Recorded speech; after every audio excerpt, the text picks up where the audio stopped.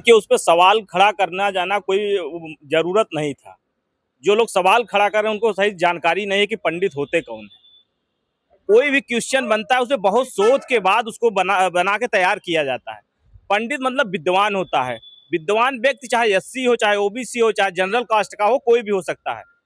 तो उस पे लोग जो विरोध कर रहे हैं, जो राजनीति कर रहे हैं, वो गलत है। वो क्वेश्चन जो बना है उसमें पूछा गया है कि अवसरवादी मतलब पंडित ऑप्शन है, तो सही है। जिस विद्वान रहेगा उस समय के अनुसार जो है वो अवसरवादी होता है, वो बदल जाता है। तो निश्चित तौर पे ये गलत लोग विरोध कर रहे हैं। ये क्वेश्चन जो बनाया है वो अपने विवेक से बनाया होगा, और इसका जो गलत अर्थ निकाले, कोई ब्राह्मण उसमें नहीं कहा गया, पंडित कहा गया है। तो विद्वान लोग तो तमाम अवसर बदलते रहते हैं। देखिए, इस पर मेरा ये इतना ही कथन है कि अभी सरकार ने इस पर स्पष्ट रूप से ये कह दिया कि इसमें राजनीति की गई है और इसकी मैं जांच करा रहा हूं। और क्यों ये शब्द लिया गया, जो लिया है या क्यों बनाया गया है, इस पर हम जांच करा करके या दोषी व्यक्ति होंगे तो उनके खिलाफ कार्रवाई करेंगे। दूसरी बात, इस शब्द से लोगों को एलर्जी भी है और इस शब्द पाने के लिए लोग गौरवान्वित भी हो रहे हैं। दुख इस बात का है, गाली भी दे रहे हैं और यही बनना भी चाह रहे हैं। चंदन को ठेंगा भी दिखाना चाह रहे हैं और उस वही लगा करके अपने को वही बनने का प्रयास कर रहे हैं। ये बड़ा दोहरे चरित्र का ये सीधा सीधा परिणाम है और अब परिलक्षित हो दिखाई दे रहा है। ये दोहरा चरित्र, ये जो बड़ा दुखद है, ये देश में है। जिसका विरोध कर रहे हैं वही बनने के प्रयास कर रहे हैं। पंडित का विरोध करो, पंडित ही बनने का प्रयास करो, ये बहुत बड़ा दुर्भाग्य की बात है। तो नहीं इसको ऐसा देखिए, जो अभी दरोगा की परीक्षा में पंडित अवसरवादिता के में कौन बदल जाते हैं, ये पंडित शब्द आया। अभी तो एक फिल्म भी बनाया था। देश का दुर्भाग्य है कि किसी को पंडित शब्द का ज्ञान ही नहीं है। पंडित कौन होता है, पंडित कौन कहलाता है, यह ज्ञान किसी के पास नहीं है। पंडित का मतलब है ज्ञानी, विद्वान, और विद्वान वही होता है जो पंडित कहलाता है। पंडित चंद्रशेखर आजाद भी थे, पंडित जवाहरलाल नेहरू भी लिखते थे, पंडित जो अटल बिहारी वाजपेयी भी थे, और पंडित तो बहुत लोग लिखते हैं। लेकिन जो दोहरे चरित्र के लोग हैं वो क्या करते हैं, सोचते हैं कि हम चंदन भी लगावें और पंडित भी कहलाएं। यह नहीं हो सकता, यह नहीं हो सकता। अपने दोहरे चरित्र को दूर करना पड़ेगा। पंडित को शब्द को जो है वो सही रूप से व्याख्या करनी पड़ेगी। और जिन लोगों ने ये बनाया है परीक्षा का, जो पंडित शब्द का अर्थ निकाला है, सरकार को इस पर जांच करानी चाहिए और जो दोषी लोग हैं उस पर दंडित करना चाहिए। देखिए, प्रश्न था जो एसआई एग्जाम में था, अवसर के अनुसार बदल जाने वाला इस वाक्यांश के लिए एक शब्द का चयन कीजिए। और उसमें जो 4 विकल्प दिए गए थे उसमें एक शब्द पंडित भी था, दूसरा अवसरवादी भी था, तीसरा निष्कपट था और चौथा सदाचारी था। इन चारों में उस प्रश्न के आंसर में तो ठीक है, आदमी अवसरवादी शब्द को तुरंत बताएगा, लेकिन पंडित लिखा जाना विवाद को जन्म देना था, इसमें कोई दो राय नहीं है। जैसे कई बार ये सुनने को मिला है कि पेपर आउट हो गया, कई बार सुनने को मिला कि ट्रेन में बार बार एक्सीडेंट हुआ, पिछली बार कई बार ऐसा होता था। तो इसमें दो राय नहीं है कि सरकार में, जब समाजवादी पार्टी की सरकार थी तो उत्तर प्रदेश में आप देखिए कि लोक सेवा आयोग यादव आयोग बन गया था और खूब भर्तियां यादवों की होने लगी थी। और आज जब सरकार बदल गई तो वही लोग जो सपा सरकार में घुस गए थे सरकारी नौकरियों में अयोग्य होने के बावजूद भी, वो आज यही हरकत कर रहे हैं। किसी न किसी शब्द को लेकर के, कहीं ना कहीं कुछ न कुछ बातों को लेकर के सरकार को बदनाम करने की साजिश रचते हैं। किसी भी प्रश्न में किसी ऐसी चीजों का शामिल किया जाना जो न्यूसेंस क्रिएट करे या जो समाज में विवाद खड़ा करे, ऐसे चीजों से बचना चाहिए। क्या पेपर बनाते वक्त उन्होंने ये ध्यान नहीं दिया? और अगर ध्यान दिया भी तो इस पर हमें भी नहीं बोलना चाहिए कि उस पर पंडित क्यों लिखा। पंडित किसी जात बिरादरी से संबंधित तो है नहीं, पंडित तो कोई किसी को भी कह सकता है। संत रविदास SC ST कोटे में आने वाले, और उनको भी पंडित की तरह हम लोग सम्मान देते हैं क्योंकि वो ज्ञानी थे, वो विद्वान थे। तो इसलिए किसी भी बात का विवाद करना या उसमें राजनीति करना, ये कुछ लोगों ने एक पेशा बना लिया है और इन लोगों से बचना चाहिए और अपवाद करने वालों से दूर रहना चाहिए।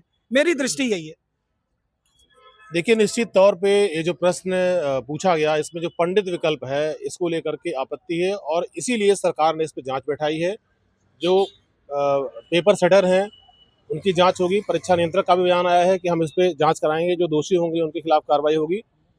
हमारा कहना है कि हम किसी जाति धर्म के विरोधी नहीं है, लेकिन जब इस तरह की चीज़ों का विरोध होता रहा है, अब कुछ दिन पहले आपने देखा कि एक फिल्म आई थी, जो है उसको लेकर के भी विवाद हुआ है ना, तो उसको वो टाइटल बदलना पड़ा जो है। तो अब इस तरह की चीज़ें लगातार आ रही हैं, इसका मतलब कहीं ना कहीं इसके पीछे एक साजिश की बू आती है, और ये साजिश का ही एक हिस्सा है।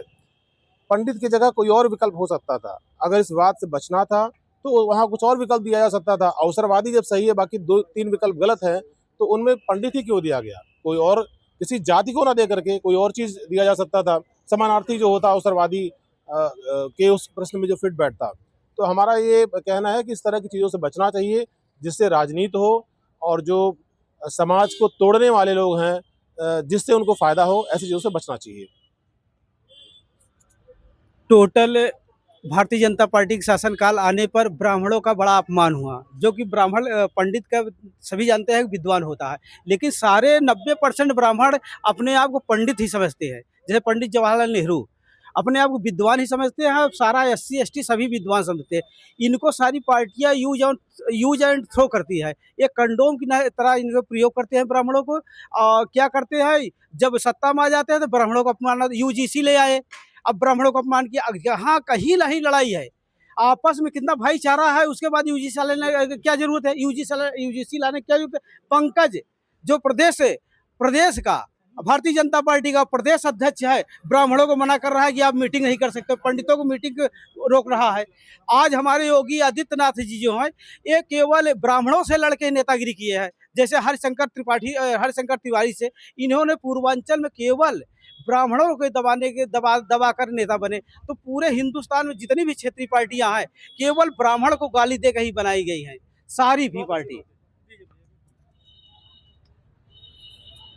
निश्चित रूप से यह प्रश्न और दिए गए विकल्प पीड़ादायी हैं। मेरा बस इतना ही कहना है कि समाज में इस तरह का वैमनस्य जो भी फैलाने का प्रयास कर रहा है, उसे एक बार पंडित मदन मोहन मालवीय की जीवनी पढ़नी चाहिए कि वो कितने विद्वान थे और समाज में उनके द्वारा जो कार्य किए जा रहे थे वो कितने एप्रिसिएटेड थे।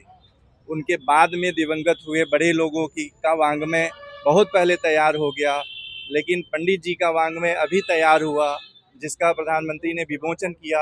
मेरा सरकार से आग्रह है कि उनके शब्दों को, उनकी जीवनी को जन जन तक पहुंचाएं और इस तरह के कृत्य से बचें।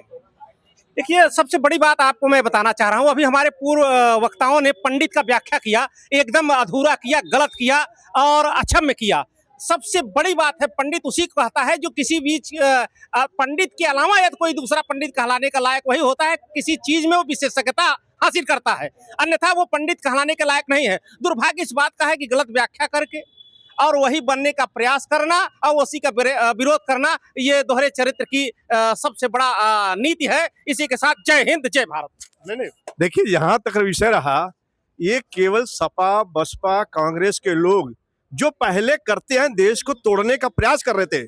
माननीय योगी जी के राज में जब पूरा समाज, हर जात के लोग जुड़ रहे थे, मोदी की राज में हर जात के लोग जुड़ रहे थे, ये वही शक्ति है जो सपा के राज में, जो बताया हमारे गुप्ता जी ने, जो अयोग लोग भर के पहुंच गए हैं, उससे देश को तोड़ने के लिए जात के रूप में बांटने का प्रयास कर रहे हैं, जो ये नहीं चलेगा और भारतीय जनता पार्टी के राज में बिल्कुल नहीं चलेगा।